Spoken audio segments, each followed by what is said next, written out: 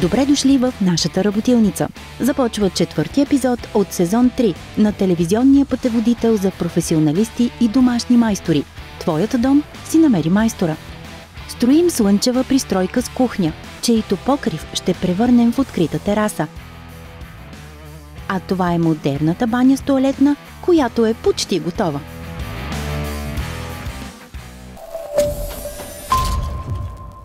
Да видим докъде сме стигнали. Жорката днес ме е оставил малко само да поработя. Виждам, че е положил за маската, но аз бързам да се сложа ръкавиците, защото е оставил да доизрежа ето тази полиуретанова пяна с един специален нож. След малко ще ви покажа. А пък Жорката се е взел с поставянето на една мрежа против градушки. Много интересно. Сигурен съм, че ще ви влезе в употреба на много от вас. Хайде, елате тук да ви покажа как реже този нож. Тук поставихме топлоизолация с изолационна пяна. Ако си спомняте, миналия път я изрязвахме с едно урече, което нагряваше и пяната се режеше. Сега ще ви покажа още един начин с този нож, как може да я изрежете. Този нож можем да изрежем както пяната, така и стереопора, който слагахме тук на облицовката, а също и ватата, която поставихме на покрива. Така че сега ще ви демонстрирам как реже.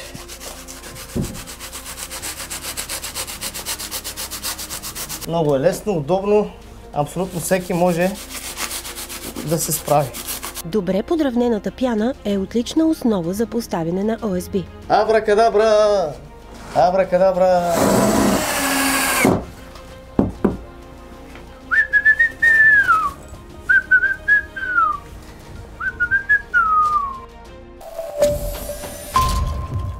Майстора, какво правим сега? Ето, сега ти носим хидроизолация, долу по ъглите да изолираш да не влиза влагата. Добре. Ето, разплащаш го, така и почваш. Започваме да пръскаме с този спрей за мигновено спиране на течове Декорекс. Той създава издръжливо на износване безшевно покритие, което не се напуква, спира успешно водата и след като изсъхне, си го боядисайте без проблем. Спреят се предлага в бял, черен и безцветен вариант. Покрива идеално метал, алуминий, бетон, тухла, мазилка, стъкло и други повърхности. С него хидроизолацията на банята е перфектна. Банята почти е готова. Сложили сме ОСБ. Направили сме захващане за мивката. Добре. И всичко е тип-топ. Подът е завършен тук, няма да го правим. Сега ни остава пред банята да изравним и виждам, че се сложил за стелките. Нали? Да, да. Сега почваме тук. Ще се прави специално драскана замазка, която ще се направи след като засъхне малко. Как ти хрумна тази драскана замазка? Откъде видя? Така искат. Така е поръчката, така да? И отстрани ще се правят едни специални кантове с специални машинки. Честта да започне този проект се падна на Коце и той се справя забележително добре. Представяш ли след няколко година, като остареем и търсим някой да ми прави ремонт дом и дойде Коцето да ми спаклове. Се прави за главата. Сигурно си спомняте, че Жоро отиде да опъва защитна мрежа срещу градушка. Ето я и нея. Тези от вас, които си имат градина с зеленчуци и плодове, ще я оценят. Сигурна защита с дължина 100 метра и ширина 2. Към нея ще ви трябват и скоби за опъване.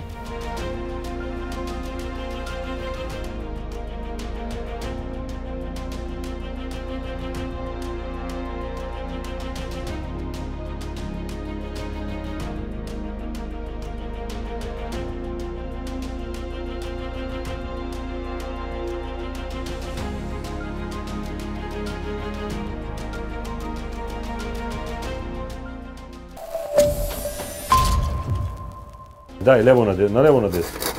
Така, дай. И теглиш. Дай. Това ли е цялата технология? Да. Наляво надясно теглиш, наляво надясно теглиш и сме готови. А сега внимание, тайната на драсканата мазилка е ето тази метла. Почти изсъхналата, но не съвсем замазка, става на оригинални дръскотини.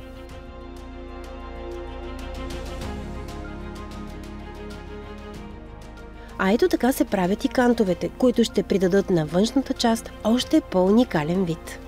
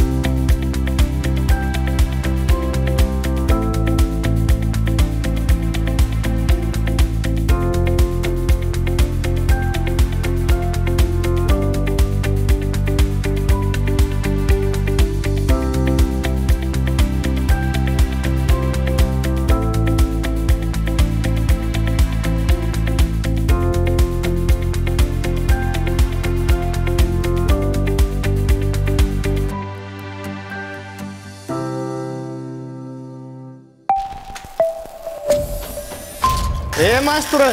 Къде си, бе? Какво става? Пристигна ли? Без мен работиш, не ти трябвам вече. Почнах да режем ламината. Спри малко да обясниш. Режеме ламината и почваме да редиме банята. Той е влагоустойчив ламинат, за баня. Ще слагаме водоустойчив. Да, влагоустойчив. Ма тук много добре станало. Значи взимай метлата и почвай да метеш. Метла няма метла сега. Значи взимай с прахосмокачката да изчистиш вътре прахта. Всичко. И те чакам да обясниш какво правим вътре. Да. Айде, почвай. Айде. Първо се почиства пода, прашинка да не остане. После се поставя подложката и върху нея се реди водоустойчивият ламинат. Вариантите са два.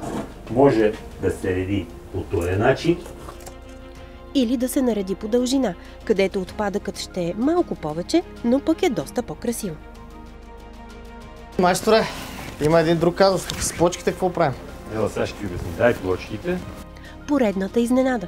Това не са плочки, а плоскости, направени от пластмаса и камък. И това няма проблем да издържа на влагата в банята, на вода. Следващата се реже 50% и се слага и се прави това нещо. Центъра на другия център и така се продължава до края. Има някаква шарка. Да. Това е цялата. Добре, така ми харесва на мен. С подължина паркета, с тези плочки. Добре. И тук може би слагаме цокола. Да. И тъй като реденето на ламинат и лепенето на плоскости често се прави на колене, горещо ви препоръчваме да си вземете от тези на коленки. Изработени са от гума и синтетичен текстил, устойчиви, удобни и здрави. А ако искате и плочките да са здраво залепени, използвайте ето този полиуретанов уплътнител лепило на Акфикс. Предлага се и в картуш, но ние избрахме меката опаковка. Сложихме я в този специален пистолет за меки опаковки Декорекс и започнахме да лепим. Притежава отлична адхезия към неръждаема стомана, алуминий, стъкло, дървесина, повечето пластмаси. След като изсъхне, издържа от минус 40 до плюс 90 градуса. Освен, че лепи отлично, уплътнява, свързва фуги и върши чудесна работа за автомобили, каравани и контейнери.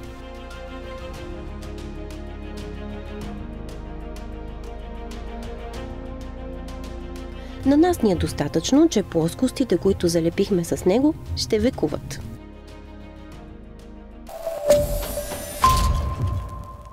Банята става разкошна, но все още има работа по нея. Истински се нуждаем от санитарен силикон. Поставяме картуша в пистолета и полагаме силикона Акфикс, за да запълним фугите и предотвратим влизането на влага. Устойчив на мухъл и плесен, не старее. А ако изстреляте по-голямо количество силикон с пистолета, не търсете подръчни материали, за да махнете излишното. И ние имаме по-добра идея – шпакли за силикон Декорекс. Различни по вид и размер шпаклите имат 18 начина на приложение с една цел – да оберат излишния силикон и от най-проклетите фуги. И ако си мислите, че това е пипкава работа, явно не сте слагали таванна баня. Жоро се зае с нелеката задача да постави ОСБ плоскости, на които после да направи прецизни отвори, за да изведе въздуховод и лампи.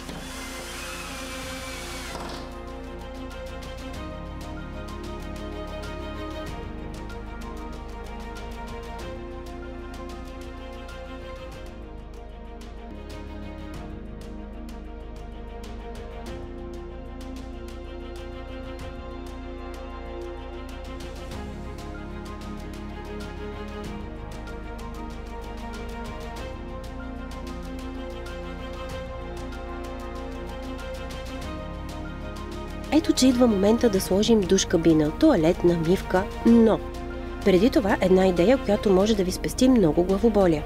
Уплътнителна корда за резби, за пластмасови и метални резби и фитинги. Уплътнява незабавно при пълно налягане, одобрена за питейна вода и газ, издържа до 130 градуса температура на водата. Ето как изглежда нашата баня. Нека се поздравим за чудесната работа, която свършихме.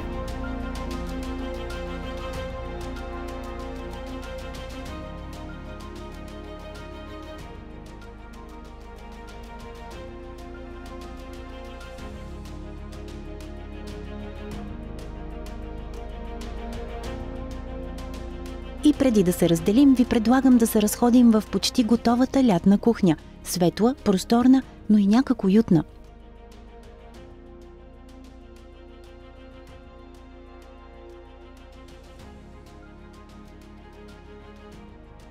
Елате да видите колко добре се получава ламперията в лятната кухня.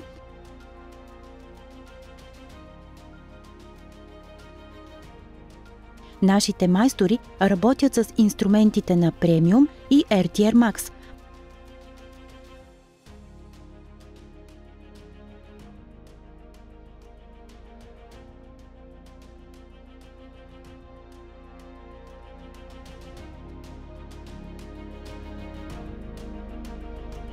А за перфектното фиксиране на всяка дъска използват ето това полиуретаново лепило уплътнител на Akfix.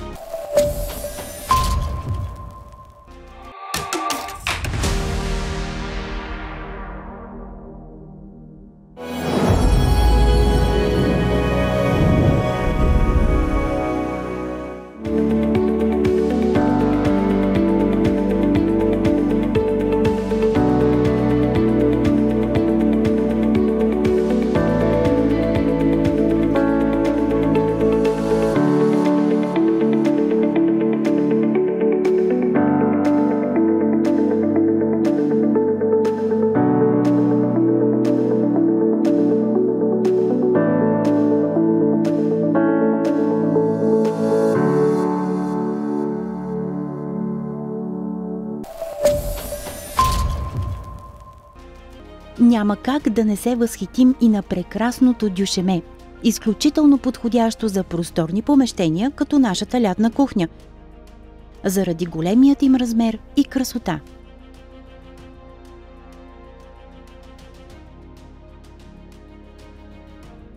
А ето тази врата там, нея нямаше. Направихме топлата връзка към къщата с помощта на сабления трион Premium.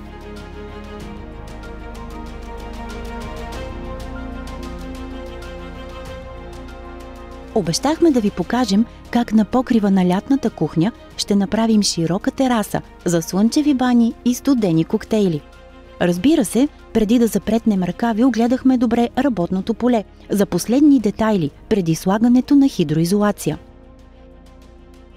Ето тази мрежа имаше нужда от залепване, а ние имахме идеалното средство за това – хибридно лепило AST Полимер Hi-Tac. Лепи отлично върху почти всякакви повърхности.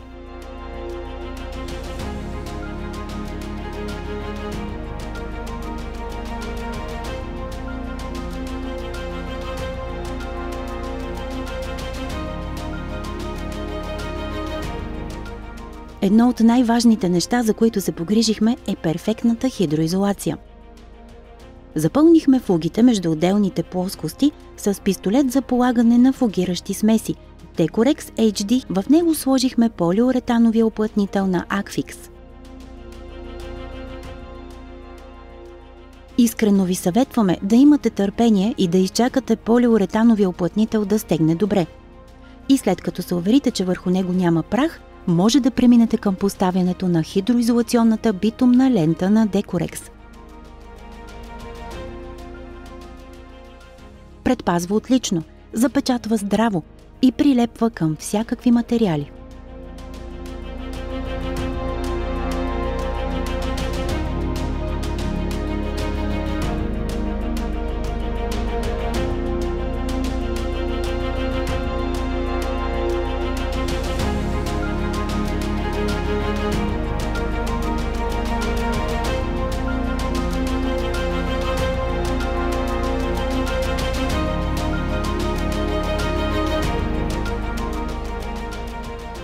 Подготвихме пода на терасата за полагане на полиуретановата система за хидроизолация на Акфикс.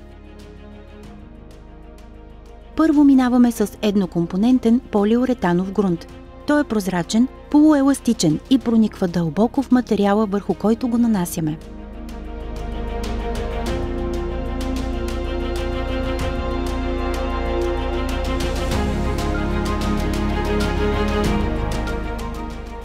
Когато изсъхне добре, продължаваме с полиуретановата мембрана, която предлагаме в бял и сив цвят. Тя е силно еластична, за да издържи на движението на повърхностите.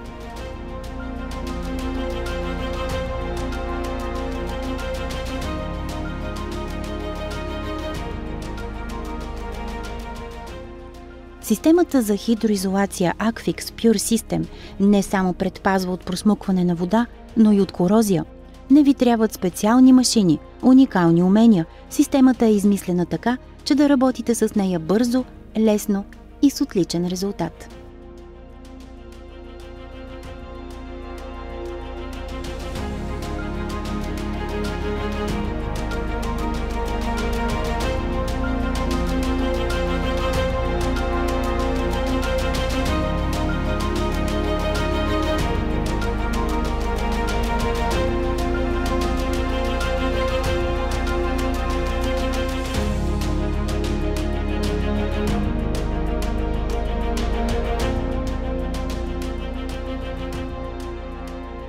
Хидроизолацията може да не се вижда, покрита от модерния декинг, но е един от най-важните довършителни етапи в строителството. Освен красива и модерна, добре е терасата да е сигурна. Нали така? А за това ни трябва парапет. А за да го поставим, използвахме ето тези планки. Захванахме ги чрез жълто поцинкован винта за дърво, с фрезенкова конусовидна глава и кръстат шлиц. Планките са монтирани, остава само да бъде поставен парапета.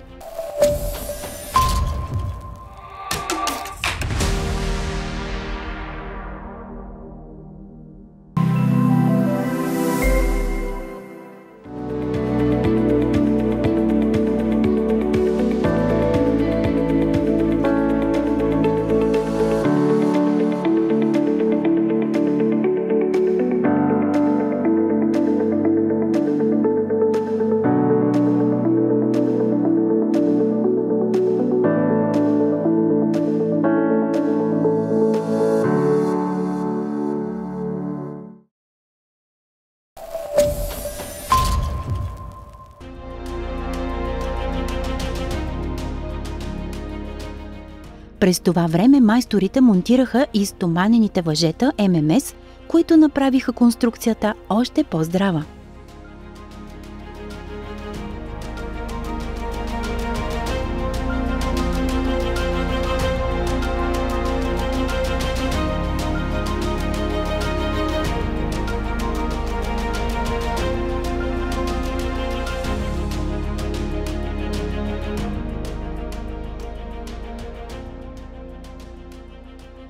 Красота! Забелязахте ли каква настилка избрахме да сложим не само на терасата, но и около лятната кухня и пред банята? Декинг, разбира се!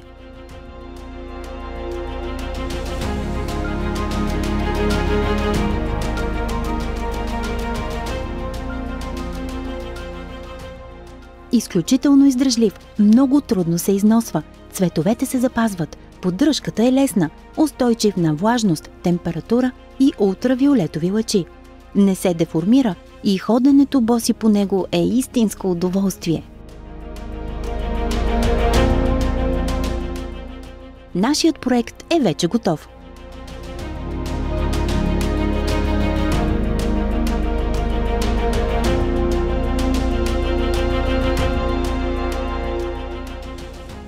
Не можем да повярваме колко много работа свършихме и колко много неща научихме.